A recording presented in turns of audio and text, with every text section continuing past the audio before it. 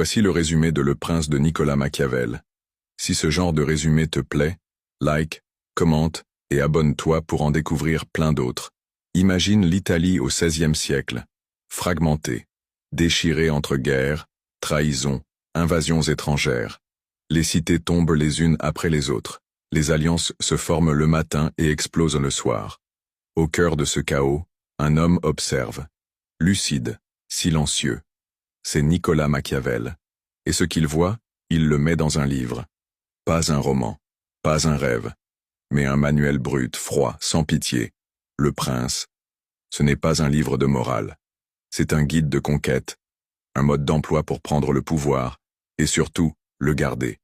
Et Machiavel ne cherche pas à faire plaisir. Il dit la vérité telle qu'elle est, pas comme on aimerait qu'elle soit. Première vérité. Le monde n'est pas juste. La politique encore moins. Celui qui gouverne ne peut pas toujours être bon. Parfois, il faut être rusé comme un renard et féroce comme un lion. Voici les enseignements clés de Machiavel. 1. Il vaut mieux être craint qu'aimé si tu ne peux pas être les deux. La crainte protège ton autorité. L'amour dépend des autres, de leur humeur, de leur intérêt. Mais attention, ne sois jamais haï, car la haine creuse ta tombe. 2. Les apparences sont plus importantes que la réalité. Un bon dirigeant n'a pas besoin d'être vertueux, mais il doit en donner l'impression. Sois loyal en public même si tu manipules en privé. L'image inspire la confiance. La vérité, parfois, fait fuir. 3. Le pouvoir ne se demande pas, il se prend. Les opportunités ne durent pas. Le prince doit saisir l'instant, frapper fort, frapper vite. L'indécision, c'est une faiblesse. Une invitation à la chute. 4.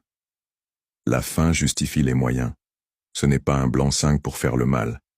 Mais quand la survie de l'État est en jeu, les règles morales s'effacent. Mentir, trahir, manipuler, si c'est nécessaire pour protéger ton peuple, alors fais-le. 5. Un prince intelligent anticipe, il voit les tempêtes avant qu'elles arrivent. Il frappe avant d'être frappé. Il agit dans l'ombre pendant que les autres dorment.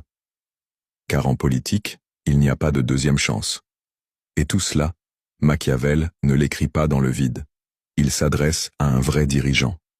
Un jeune homme, Laurent de Médicis, héritier d'une famille puissante. Il lui tend ce livre comme un miroir, un avertissement, un mode d'emploi pour gouverner dans un monde cruel, sans perdre la tête.